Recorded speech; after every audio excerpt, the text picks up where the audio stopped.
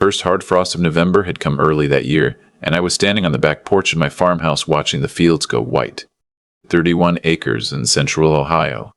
My father bought this land in 1962 for less than what a used car costs today. He built the house himself, him and 2 cousins, over 2 summers. White clapboard siding, a wraparound porch, a root cellar that still smells like the apples my mother used to store down there every fall. When my parents passed, Mom in 2009, Dad 2 years later, they left the property to me and my younger brother equally. My brother sold his half to me for fair market value. I spent the better part of a decade paying off that loan, eating sandwiches for lunch and driving a truck with 200,000 miles on it. But I did it. By the time I retired from the county road department at 63, the deed had only one name on it. Mine. My wife, Carol, loved this place the way some people love a person. She'd walk those fields in the evening just to walk them. She planted a kitchen garden on the south side of the house that got so big over the years it barely qualified as a garden anymore. Tomatoes, peppers, squash, 3 kinds of beans. She died of ovarian cancer in the spring of 2019, and I scattered half her ashes along the fence line where she used to walk. The other half I kept in a small cedar box on the mantel. I'm not ready to let the rest of her go yet. Maybe I never will be. Some people think that's strange. I don't particularly care what those people think. After she passed, I thought about selling. The house felt too big, too quiet. My daughter, who lives outside Columbus with her husband and their 2 kids, kept suggesting I move closer to them. Get a condo, she said. Something easy to maintain. And I understood what she meant. I did. But every time I walked out to that back porch in the morning with my coffee and looked out over those fields, I knew I wasn't going anywhere. This land is the last place Carol was fully herself. That means something I don't have words for. So I stayed. I fixed the barn roof. I rented the fields to a neighboring farmer for a modest amount each year, enough to cover the property taxes and keep the utilities on. I got a dog, a yellow lab named Biscuit, who turned out to be the best decision I'd made in years. Life was simple. He was enough. My son-in-law's name is Kevin. I want to be fair about Kevin. When my daughter first brought him home, I thought he was a decent enough young man. Confident, well-dressed, full of plans. He works in commercial real estate, or he did. The particulars have shifted around over the years in ways I could never quite track. There was always a new venture, a new opportunity, a deal that was going to change everything. My daughter believed in him. That was enough for me to give him a chance. But I noticed things over time. Small things. The kind you file away without meaning to. Kevin had a way of looking at the farmhouse that wasn't exactly admiration. It was more like assessment, like he was calculating something. The first time I caught that look, we were standing in the driveway after Thanksgiving dinner, and he was staring at the barn with his head slightly tilted. And I thought, he's not seeing a barn. He's seeing a number. I dismissed it.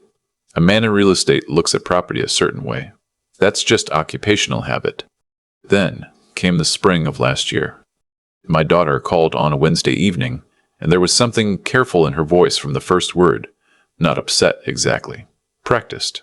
Like she'd rehearsed the conversation. Dad, Kevin and I wanted to talk to you about something. It's nothing serious, we have an opportunity, and we thought maybe you could help. I turned the TV down and waited. The situation, as she laid it out, was this. Kevin had a business partner, a man I'd never met, and together they were trying to acquire a small strip of commercial property on the edge of a growing suburb south of Columbus. The numbers were good, she said. The timing was right. The only problem was the financing. Their bank was willing to lend against the deal, but they needed additional collateral to secure the full loan amount. Kevin thinks the farmhouse could serve as the collateral, she said. Just on paper, for the bank. The loan gets paid off in 18 months, 2 years at the outside, and then the lien comes off the property. You'd never even feel it. I was quiet for a moment. You're asking me to put the farm up as collateral for Kevin's real estate deal.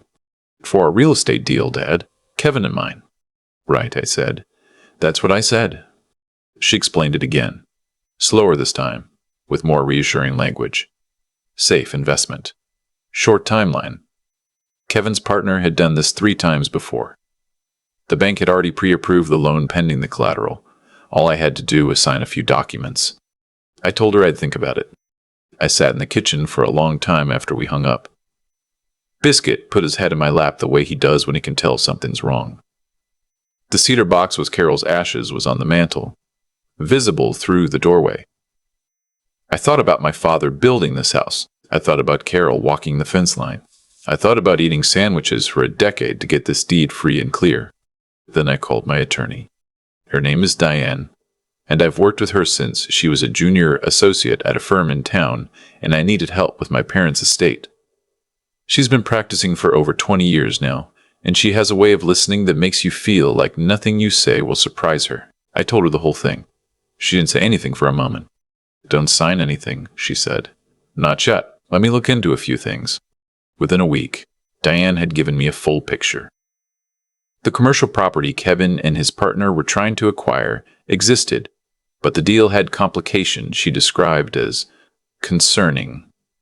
The partner had 2 prior business bankruptcies. The strip mall they were targeting had environmental assessment issues from a previous tenant that hadn't been fully resolved. The 18-month timeline my daughter had cited was optimistic by a substantial margin, even if everything went perfectly. And if things didn't go perfectly, if the deal collapsed, if the loan went into default, the bank could begin foreclosure proceedings on the farmhouse, my farmhouse, Carol's farmhouse. I thanked Diane and asked her what she thought I should do. "That's up to you," she said. "But if you want to protect the property, there are ways to do it. Permanently." We spent the next 2 months setting it up.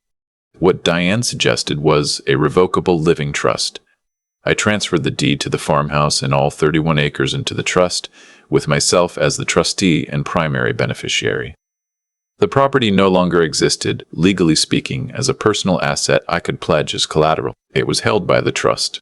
A bank couldn't take a lien against it without going through a process that would be lengthy, conspicuous, and almost certainly unsuccessful. Additionally, Diane helped me draft the trust terms so that upon my death, the property would pass directly to my daughter, not to Kevin, not to any joint marital estate, but to my daughter personally. I didn't tell anyone I'd done this. My daughter called again in late July. The deal was moving forward, she said. The bank needed the collateral paperwork finalized by the end of the month. Kevin's attorney had drawn up the documents. Could I come to Columbus that weekend to sign? I told her I'd come. The drive to Columbus takes about an hour and a half. I've made it hundreds of times. I know every town along the way, every exit, the diner outside Sunbury where Carol and I used to stop for pie on the way back from visiting my daughter after the grandkids were born. I stopped there on the way down, had a slice of apple pie and a cup of coffee, and sat in the booth by the window for a while. There was no reason to hurry. My daughter's house is a nice colonial in a neighborhood with good schools and identical mailboxes. Kevin's car was in the driveway next to an unfamiliar one, a newer model sedan, out-of-state plates. When I came inside, there was a man at the kitchen table I didn't recognize. Kevin introduced him as his business partner, the man whose name I'd already heard. He was younger than I expected, mid-30s maybe, with an easy smile and a firm handshake that he held a half-second too long. "It's great to finally meet you," he said. "Kevin's told me a lot about this property. It sounds like a real special place." "It is," I said. There was a folder on the table. Kevin slid it toward me with a confidence that told me he'd imagined this moment going a certain way. "Everything's here," he said. "Attorney reviewed it, bank's ready to move. We just need your signature on pages 4, 9, and the last page." I sat down. I looked at my daughter. She was standing near the counter, holding a mug of coffee with both hands, watching me with an expression that was trying to be calm and not quite making it. I opened the folder. I read it slowly. The partner shifted in his seat. Kevin got up and came back with a glass of water I hadn't asked for. My daughter turned to look out the window. I read every paragraph on pages 4 and 9 and the last page. Then I closed the folder and folded my hands on top of it. "I can't sign this," I said. Kevin's expression didn't change right away. It took a second, like a loading screen. "What do you mean?" he said. I mean, I can't pledge the farmhouse as collateral. It's not possible. Dad, my daughter started. Let me finish. I kept my voice even, and thought about how I wanted to say this for 2 months. The property is no longer a personal asset. I transferred it into a living trust in June. The trust holds the deed. I am the trustee. I cannot pledge trust assets as personal collateral, and even if I wanted to, it would require legal steps that your bank's timeline does not allow for. The partner glanced at Kevin. It was a fast look, but I saw it. Kevin said, when did you do this? June, I said. I told you. A few weeks after your wife first called me about this. Why didn't you tell us? I thought about that question. I'd thought about it for 2 months, actually. Because I needed to take care of my property, I said. And I wanted to be sure the paperwork was in order before I said anything. You could have just said no. His voice had an edge to it now. I'm saying no now. The partner stood up and said something about needing to make a call. He stepped outside. My daughter put her coffee mug down on the counter and looked at the floor. Kevin sat across from me with the folder between us and his jaw working like he was trying to decide which direction to take the conversation. He went the direction I had expected. This property would have stayed in the family, he said. This is a family investment. You're protecting a piece of land that's just sitting there while your daughter and I are trying to build something. I understand that's how you see it, I said. That farmhouse is worth. It could have helped us. Kevin. I said his name quietly, not sharply, just to stop him. I spent 10 years paying off that property. I watched Carol grow old in that house. Half of her is still there. It is not collateral. It will never be collateral. Not for any deal, under any circumstances, at any time. That's not a negotiation. It's just a fact. He looked at me for a moment. Then he looked away. My daughter walked me out to my truck when I was leaving. We stood in the driveway for a while without talking. The out-of-state sedan was still there. The partner hadn't come back inside. I'm sorry, she said finally. I knew it wasn't right. I think I knew from the start. I know you did, I said. That's why I'm not angry with you. Are you angry with Kevin? I thought about it. No, I said honestly. I think Kevin is scared. Scared men make bad decisions. I just made sure his bad decisions couldn't cost me everything. She hugged me, held on longer than usual. On the way home, I stopped at the diner again. Another slice of pie. The waitress who'd served me on the way down was still on shift, and she asked if I'd had a good visit with family. I told her it had been fine, all things considered. She laughed like she understood something about that answer. I got home after dark. Biscuit met me at the door, beside himself, as though I'd been gone for weeks instead of an afternoon. I let him out back and stood on the porch while he ran the perimeter of the yard, checking on things. The fields were dark, the sky was clear, and there were more stars out than you ever see near a city. I could smell the last of the season's cut grass, and the particular cold that comes off Ohio farmland in the fall, mineral and clean. I went inside and sat by the fireplace for a while without turning the TV on, just the dog at my feet and the cedar box on the mantel, and the quiet of the house settling around me. A few months later, Kevin and his partner's deal fell through. I heard about it through my daughter, who mentioned it carefully, watching my face to see how I'd react. The environmental issues with the property had come back worse than expected. The bank withdrew. The partner had moved on to other projects. I told her I was sorry to hear it, and I meant it, in the way you can be sorry about the predictable consequences of a bad decision without being surprised by them. My daughter visits more often now. She comes alone sometimes, just her and the kids, on weekends when the weather is good. She brings the grandkids out to see the fields and the barn. My granddaughter has decided she wants to learn how to grow tomatoes, so this past spring we put in a section of the kitchen garden together, just the two of us, following the same layout Carol used. I found the old notebook where Carol had sketched out the rows, and I gave it to my granddaughter to use as her guide. She treated it like it was treasure. I've been thinking lately that the trust was the right thing to do for reasons that go beyond protecting myself from a bad collateral deal, knowing that this land is secured, that it's going to pass to my daughter in a clean and uncomplicated way, that no future financial trouble, Kevin's or anyone else's, can touch it. There's a peace in that I didn't expect to feel so strongly.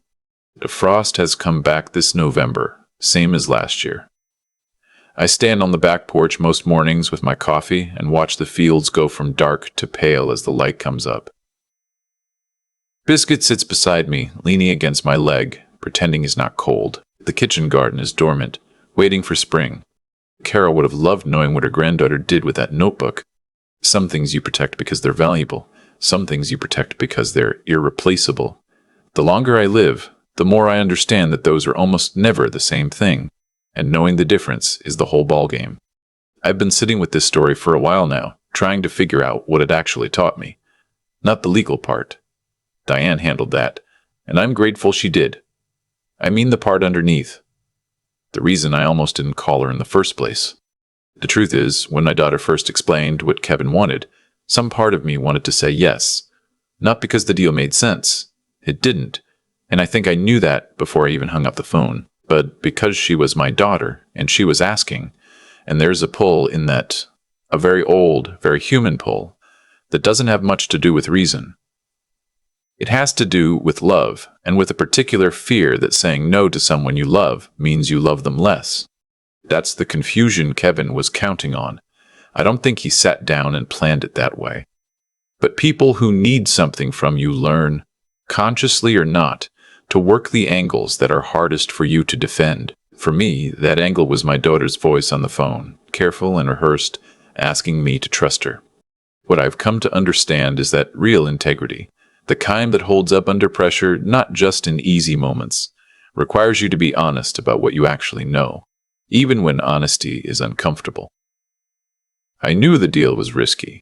I knew the timeline was unrealistic. I knew that losing the farmhouse wouldn't just mean losing a piece of property. It would mean losing the last place Carol fully lived, the fence line where I scattered her ashes, the kitchen garden my granddaughter now tends with Carol's own notebook as her guide. Pretending I didn't know those things just to avoid a difficult conversation would have been a failure of character, not a kindness. A failure. The other thing this taught me, and I mean this plainly without dressing it up, is that protecting what matters requires preparation, not just intention. I could have called Kevin back and said no over the phone. That would have been easier. But easier isn't the same as sufficient. What Diane and I did with that trust took 2 months and cost me some attorney's fees and required me to read documents I didn't entirely enjoy reading. That's the unglamorous part of taking care of something. You do the work before the crisis, not during it. You build the wall before the storm, not while you're standing in the rain. Kevin is not a villain. I want to be clear about that. He's a man who was scared and overextended and made a bad decision, and when it didn't work out, the consequences landed on him. That's how cause and effect tends to operate. You don't get to externalize the risk of your choices indefinitely. Eventually, the math catches up. I didn't cause that outcome for Kevin. He did. I just made sure his outcome couldn't become mine. My granddaughter was out here last weekend, pulling the last of the season's tomatoes, reading notes in Carol's handwriting about when to harvest and how to store them. She's 11 years old and completely serious about it, which Carol would have found absolutely delightful. Some things you earn, some things you protect, and sometimes the most loving thing you can do for the people who come after you is to make sure what matters most is still standing when they get here.